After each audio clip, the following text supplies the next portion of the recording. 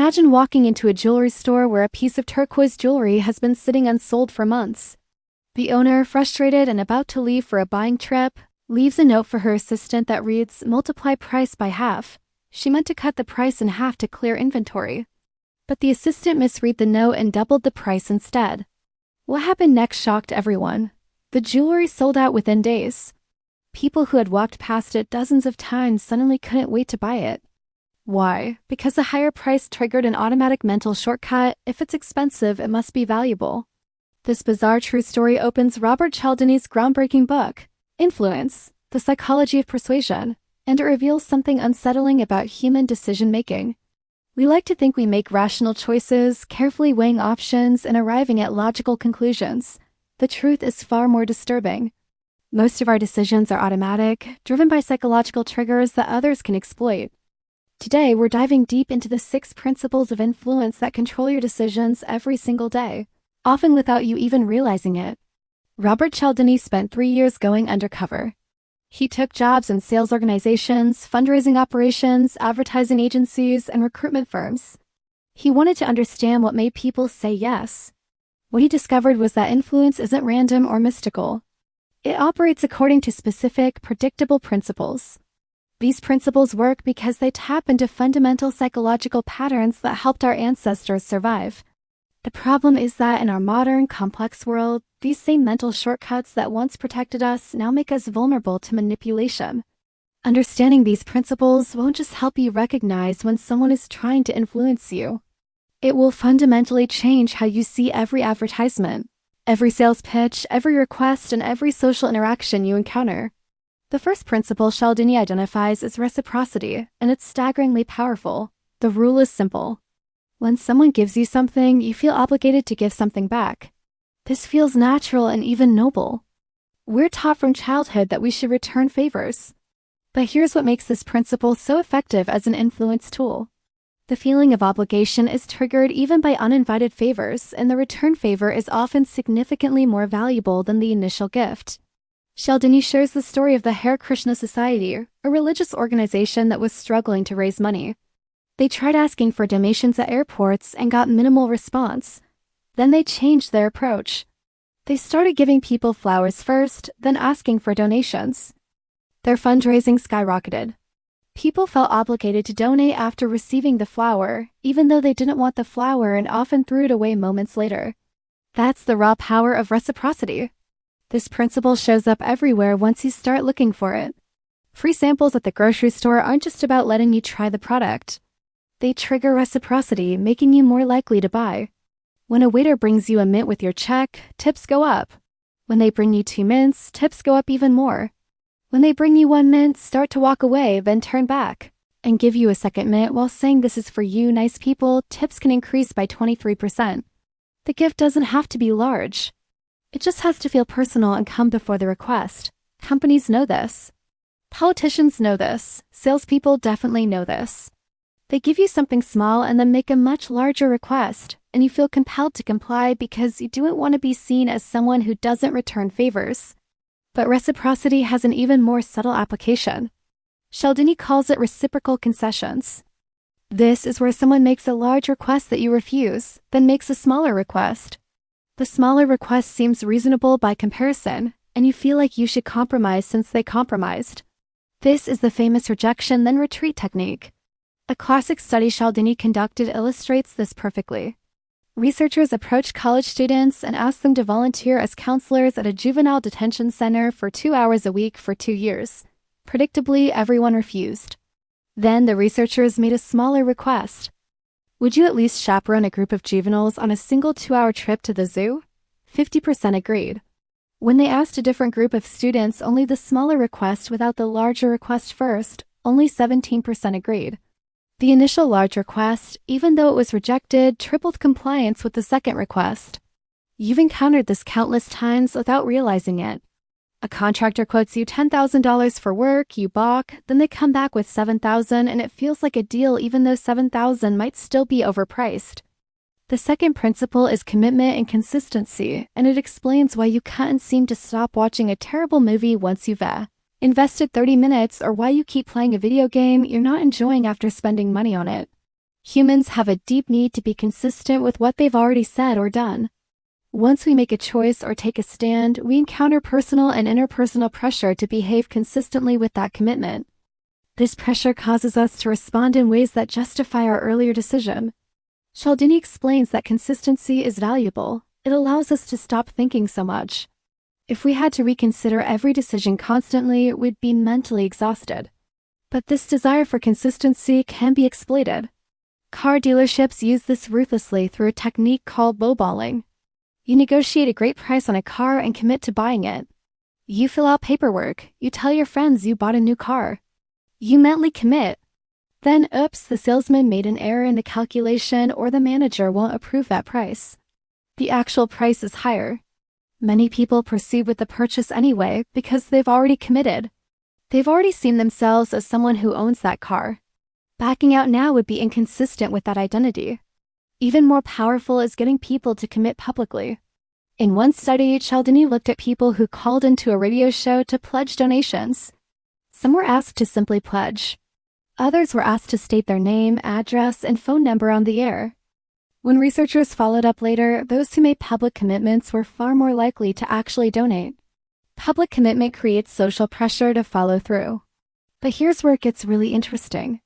The commitment doesn't have to be large to be effective. Small commitments lead to larger ones. This is the foot-in-the-door technique. If you can get someone to agree to a small request, they're much more likely to agree to a larger related request later. Researchers in California went door-to-door in a residential neighborhood asking homeowners to put a large, ugly sign in their front yard that read, "Drive carefully." Only 17% agreed.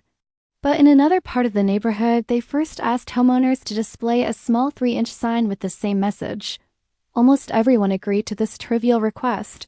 2 weeks later, when these homeowners were asked to put up the large, ugly sign, 76% agreed. The small initial commitment changed how they saw themselves. They were now people who supported safe driving, and the large sign was consistent with that identity. The third principle is social proof, and it's probably influencing your behavior right now. The principle states that we determine what is correct by finding out what other people think is correct. This applies especially to the way we decide what constitutes appropriate behavior. We view a behavior as more correct in a given situation to the degree that we see others performing it. Think about laugh tracks on television shows. They're annoying, right? Everyone says they don't like them. Yet study after study shows that people laugh more and rate jokes as funnier when they hear canned laughter.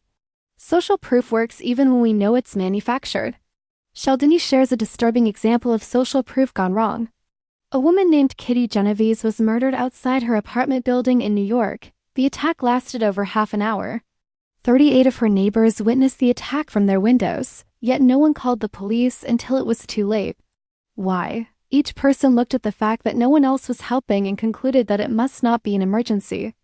This is pluralistic ignorance, a dark side of social proof. The principle that helps us navigate uncertain situations can also cause us to ignore clear problems if others are ignoring them. But let's look at how this is used intentionally. Bartenders salt their tip jars with money to make it look like tipping is normal. Churches do the same with collection plates. Advertisers tell you that their product is the fastest growing or largest selling because they know. You'll assume that if everyone else is buying it, it must be good. Testimonials work because of social proof. Before and after photos work because of social proof. Even those as seen on TV labels work because of social proof. The message is always the same. Other people are doing this, therefore you should too. And it works even better when the other people are similar to you. If you're a teenager, you're more influenced by what other teenagers do than what adults do. If you're a Texan, you're more influenced by what other Texans do than what New Yorkers do. Similarity matters. Here's a practical application advertisers use constantly. Creating uncertainty about what's correct, then providing social proof as the answer. Late-night infomercials flash phone numbers on screen with messages like, "Operators are standing by" or "Lines are busy, please call back." They create uncertainty.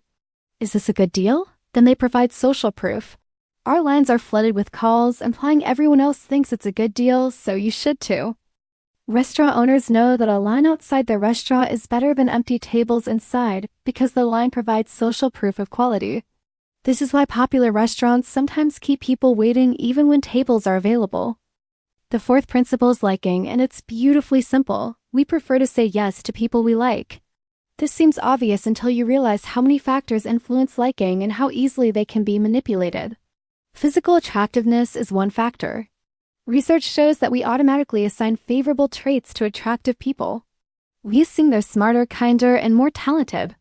This is the halo effect, and it influences everything from jury verdicts to salary negotiations. Studies show that attractive defendants receive lighter sentences and attractive job candidates get more offers and higher salaries, even when qualifications are identical. Similarity is another factor. We like people who are similar to us.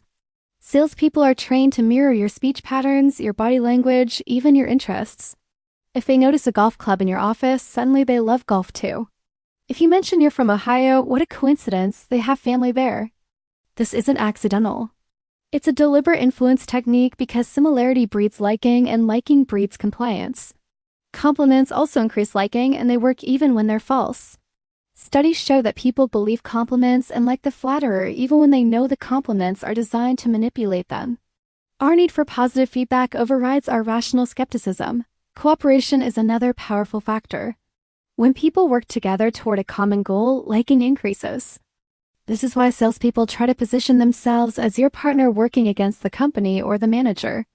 They're on your side trying to get you the best deal from those difficult people in corporate.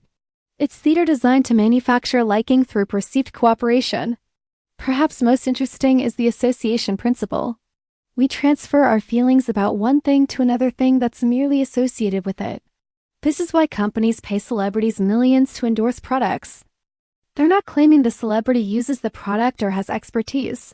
They're simply creating an association. You like the celebrity is associated with the product, therefore you transfer positive feelings to the product. It's illogical but incredibly effective. The fifth principle is authority, and it explains why people will do almost anything if someone in a position of authority tells them to. Stanley Milgram's famous experiments demonstrated this disturbingly well. Ordinary people, under instructions from an authority figure in a lab coat, were willing to administer what they believed were potentially lethal electric shocks to other people. 65% went all the way to the maximum voltage. They weren't sadists. They were normal people following orders from someone they perceived as an authority. This principle runs deep in us because following authority figures generally kept our ancestors safe and helped societies function. But authority doesn't have to be legitimate to be effective. The symbols of authority work just as well. Titles, clothing, and trappings all convey authority and trigger automatic compliance. Studies show that people in suits are more likely to be followed across the street against traffic lights. People claiming to have titles like doctor or professor are more believed even when their credentials aren't verified. Con artists have exploited this forever. Dress like a doctor, use medical jargon, and people trust your health advice even if you have no medical training whatsoever. Advertisers use authority constantly. The actor who plays a doctor on television endorses medicine. A sports figure endorses athletic equipment. Someone in a lab coat explains scientific findings. These aren't real authorities in these domains, but the symbols of authority trigger our automatic compliance. Even more subtle are phrases like experts agree or studies show or doctors recommend. No specific experts or studies are named, but the invocation of authority is enough to increase compliance. Once you start looking for this, you'll see it in every commercial, every advertisement, every sales pitch you encounter. The sixth and final principle is scarcity, and it might be the most powerful of all. Opportunities seem more valuable to us when they're less available. This principle emerges from two sources. Things that are difficult to obtain are typically more valuable, so scarcity serves as a mental shortcut for quality. And when something becomes less available, we lose freedom, and we hate losing freedoms. This is called psychological reactance, and it makes us want the scarce item even more intensely. Remember that jewelry from the beginning? Doubling the price made it scarcer in people's minds, more exclusive, more valuable. They wanted it more intensely simply because it seemed harder to obtain. The scarcity principle explains why limited time offers work. Why saying there are only 3 items left increases urgency. Why exclusive memberships are desirable. Why banned books become bestsellers. The moment something is restricted or appears to be running out, we want it more. Cialdini shares the story of a study on consumer preferences. Researchers gave people cookies to rate. Some received a jar with 10 cookies. Others received a jar with 2 cookies. The cookies from the 2-cookie jar were rated as more desirable, even though they were identical cookies. Scarcity increased perceived value, but scarcity is even more powerful when it's new. When something goes from abundant to scarce, the desire for it increases dramatically. This is why retailers will tell you they had more in stock but they're selling fast. It creates the impression of newly scarce opportunity. This is also why auction psychology works. Watching other people bid on an item makes it seem scarcer and more desirable. You're not just buying an item. You're competing for a scarce resource, and that competition intensifies desire far beyond the item's actual value. Time limits work the same way. A 48-hour sale creates artificial scarcity. You don't have less money or less need for the product, but the limited time window makes it seem scarce and therefore more valuable. Now here's what's crucial to understand. These principles work because they're usually beneficial. Reciprocity builds relationships and communities. Consistency saves mental energy and builds reliable character. Social proof helps us navigate uncertainty. Liking greases the wheels of social interaction. Authority provides structure and expertise. Scarcity helps us identify value. These aren't flaws in human psychology, they're features. The problem is that in our modern world, these principles can be triggered artificially by people who understand how to exploit them. So how do you defend yourself? Cialdini offers a powerful framework. You can't analyze every decision rationally. That would be mentally exhausting and impossible. Instead, you need to recognize when these principles are being used against you, particularly when they're being used dishonestly or manipulatively. If someone gives you an uninvited gift then immediately asks for a favor, recognize the reciprocity play. If someone tries to get you to make a small commitment that is clearly a foot-in-the-door technique for a larger request, recognize the commitment play. If you feel rushed by artificial scarcity, slow down and question whether the scarcity is real. The key is developing what Cialdini calls a detection and avoidance system. When you feel unusual pressure to comply, that's your signal to pause and analyze what's happening. Which principle is being triggered? Is it being used honestly or manipulatively? If it's manipulative, your best defense is controlled anger. Not rage, but a clear mental position of I see what you're redoing and it won't work on me. This breaks the automatic compliance response and lets you evaluate the situation rationally. Understanding these principles also makes you better at ethical influence. If you're a parent, teacher, manager, or entrepreneur, you need to influence people. The difference between ethical and unethical influence isn't whether you use these principles, it's whether you use them honestly. If your product genuinely provides value, using social proof to demonstrate that isn't manipulation. If you genuinely believe in a cause, using reciprocity to engage donors isn't wrong. The line is drawn at deception. Are you creating false scarcity?